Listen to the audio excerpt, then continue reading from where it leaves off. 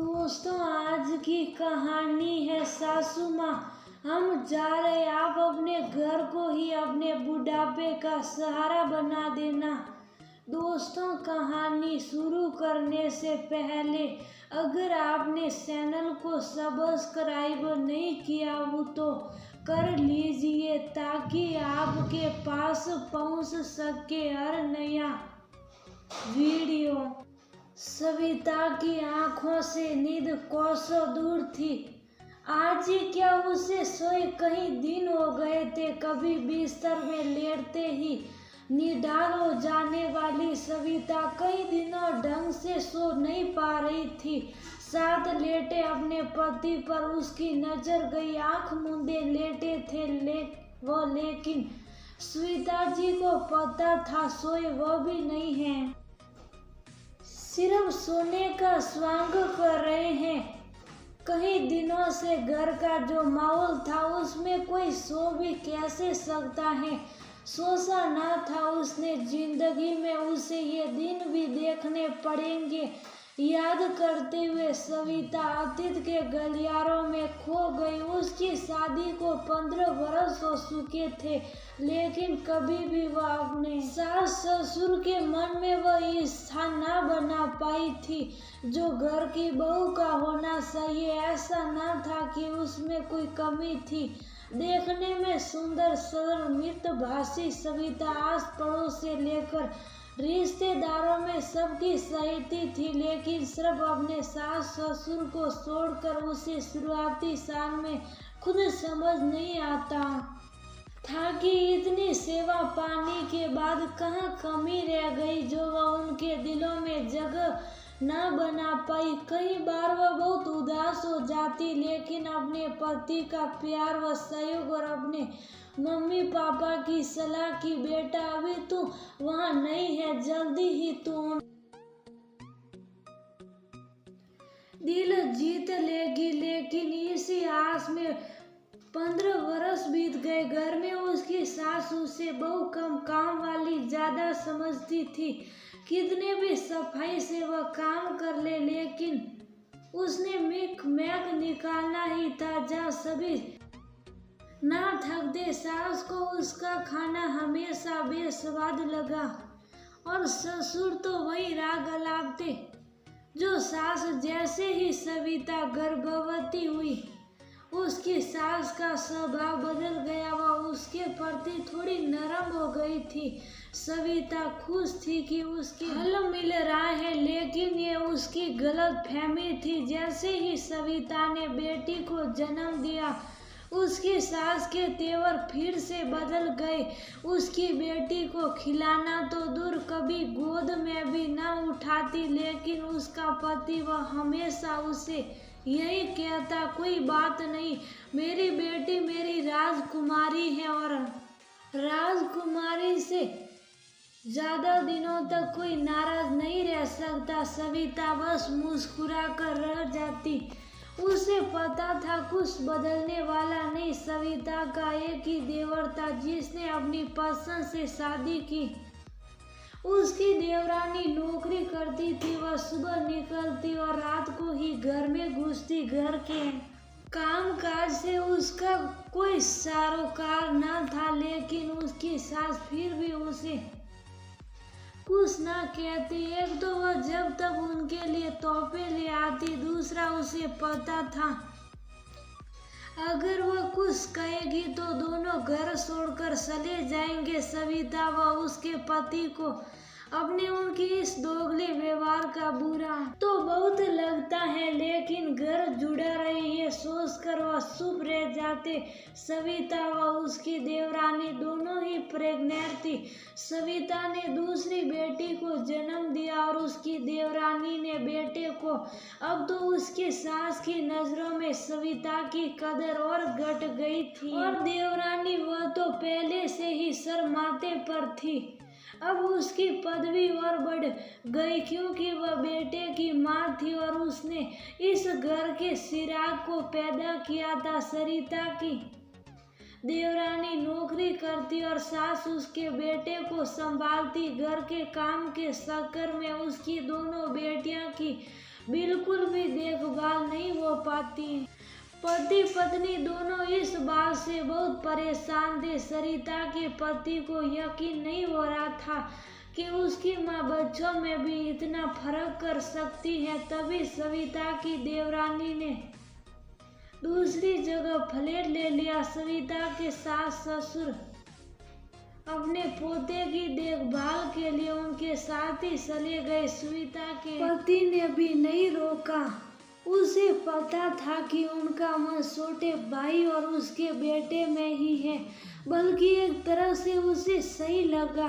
कम से कम अब सविता खुद पर और बच्चों पर ध्यान दे सकेगी। समय बीतता रहा और धीरे धीरे 10 वर्ष हो गए। उसके देवर का बेटा 10 साल का हो गया था। एक दिन देवर ने बताया कि वह अपने परिवार के साथ अमेरिका सेटल हो रहा है। सुनकर सरिता के सास ससुर को बड़ा धक्का लगा, लेकिन साकर भी वह उसे कुछ नहीं कह सकते थे। पता था कि वह उनकी सुनने वाले नहीं। जाने से पहले उन्होंने अपना फ्लैट बेच दिया और दोनों वापस सविता के पास आ गए। दोनों को लगा कि उनके जाने के बाद शायद मम्मी पापा को अकल आ गई हो, लेकिन यह उनका वहम था। दोनों अब भी सविता से कटे कटे रहते और उनकी बेटियों के प्रति उनका कोई लगाव ना था। सविता उनके खान पान से लेकर हर बात का ध्यान रखती। बीमारियों में एक पैर पर खड़े होकर उनकी सेवा करती, लेकिन उनके लिए ये सब बेमानी था। सविता की बढ़ती बेटियां कई बार अपनी मम्मी से इस बात के लिए नाराज भी हो जाती कि जब दादा दादी आपकी रेस्पेक्ट नहीं करते तो उनका काम करना जरूरी है क्या। सासा सासी के यहाँ भी तो वो अपना सारा काम खुद करते थे। दादी खाना बनाती थी, रियान के पीछे सारा दिन दौड़ लगाती, और अब देखो यहाँ आकर दादी के पैरों में कैसा दर्द रहने लगा है। सविता उन्हें समझाकर शुभ करा देती। उम्र तो सविता की बढ़ रही थी और उसके साथ बीमारियां, और सबसे बड़ी बीमारी टेंशन। इसी टेंशन में उसका शुगर और बीपी बढ़ गया था, लेकिन उसकी सास ये समझने के लिए तैयार न थी। उसे तो अब भी एक पैर पर दौड़ लगाने वाली वही सविता चाहिए थी। उस दिन सविता को रात से ही बुखार था। पति भी ऑफिस लंच लेकर नहीं गए। बच्चों ने भी उसे आराम करने की सलाह दी और कहा कि वह मैगी खा लेंगे, लेकिन उसे पता था कि सास को गरम रोटी सब्जी खाने की आदत है। उसकी ऐसी हालत ना थी। उसने किसी तरह उठकर उनके लिए खाना बनाकर रोटियां कैसरोल में रख दी। खुद शाही ब्रेड और दवाई लेकर बेसुध होकर लेट गई। शाम को घर में शोर की आवाज में उसकी आंख खुली तो उसकी सास चिल्ला रही थी। वह घबरा गई और किसी तरह हिम्मत जुटा बाहर आई तो देखा सास पति को रोटियां दिखाते हुए कह रही थी कि ये हमें ठंडी व बासी आटे की रोटियां खिलाती हैं। तेरी बेटियां भी बिल्कुल माँ पर गई है, हमारी उन्हें कोई परवाह नहीं है। अरे कितनी ही बाहर बाहर से मंगा कर खाते हैं और हमें देना तो दूर, पूछते तक नहीं। बेटियों को ऐसी शिक्षा देखना आगे इन्हें भोगना पड़ेगा। और ये बेटियों की माँ होकर इतना घमंड। इसके माँ बाप ने इसे यही शिक्षा दी थी। हमारा बुढ़ापा तुम्हें इतना ही बोझ लग रहा था तो हमें यहाँ बेइज्जती करवाने के लिए लेकर आए थे। बहू, तेरे माँ बाप के साथ कोई ऐसा व्यवहार करे तो बुढ़ापा तो तेरा भी आएगा और तुझे तो कोई पानी देने वाला भी ना होगा, क्योंकि तुम बेटों की नहीं बेटियों की माँ हो। तुम्हारी इसी करनी के कारण तो भगवान ने तुम्हें बेटा नहीं दिया। अपनी सास के मुंह से ऐसी जहरीली बातें सुन सविता को यकीन न हुआ कि वह उसकी बेटियों के बारे में इतनी घटिया सोच रखती है।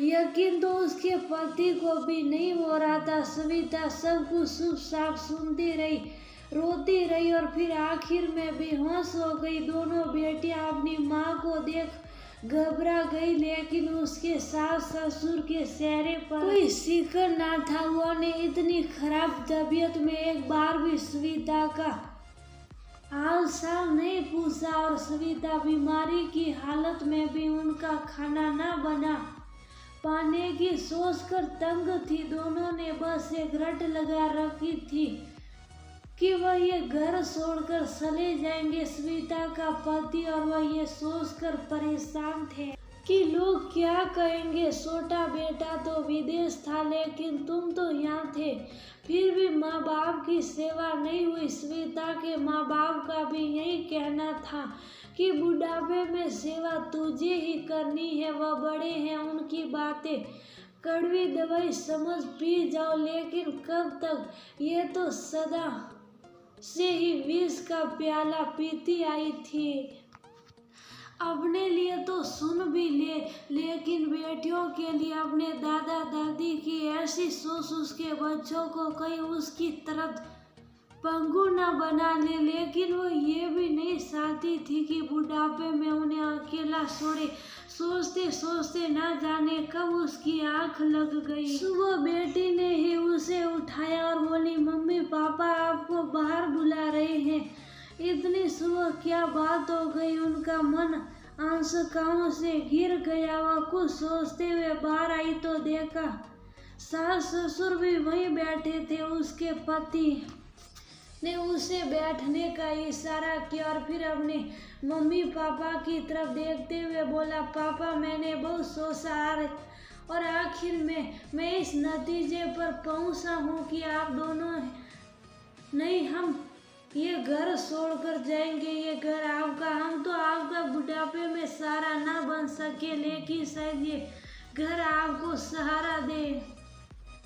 और मम्मी मैंने आज तक सविता की तरफदारी में कुछ नहीं कहा। शायद नौबत इसलिए यहाँ तक आई।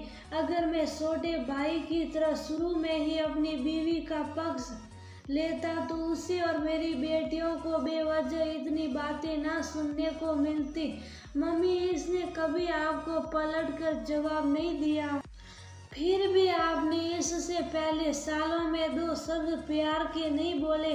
अरे इसे तो छोड़ो, ये तो दूसरे घर की थी, लेकिन आपकी पोतियां, वो तो आपका खून है। फिर भी आप उन्हें सिर्फ लड़कियां समझती रही, अपनी पोती नहीं। आप दोनों को, शायद इन दोनों को अपनी पोती कहने में शर्म आए, लेकिन मुझे गर्व है कि मैं 2 बेटियों का बाप हूँ और मेरी दोनों बेटियां मेरे बुढ़ापे का सहारा बनेगी। पापा हम अगले हफ्ते ही ये घर छोड़कर चले जाएंगे। वादा करता हूँ कि दूर रहकर भी आपकी हर जरूरत का ध्यान रखने की पूरी कोशिश करूँगा। और कुछ दिनों बाद ही वह परिवार सहित वहाँ से चले गए। हर शनिवार रविवार वह अपने मम्मी पापा के पास उनकी ज़रूरतों का सामान लेकर आता। बुढ़ापे में वह घर और अकेलेपन अब उन्हें काटने को दौड़ता। कितनी ही बार उन्होंने अपने बेटों को बच्चों को साथ लाने के लिए कहा, लेकिन वह हर बार हाथ जोड़ बस एक ही बात कहता, मैं हूं ना आपके लिए। और वह दोनों चाहकर भी आगे ना बोल पाते, क्योंकि बुढ़ापे में अकेले रहने का फैसला तो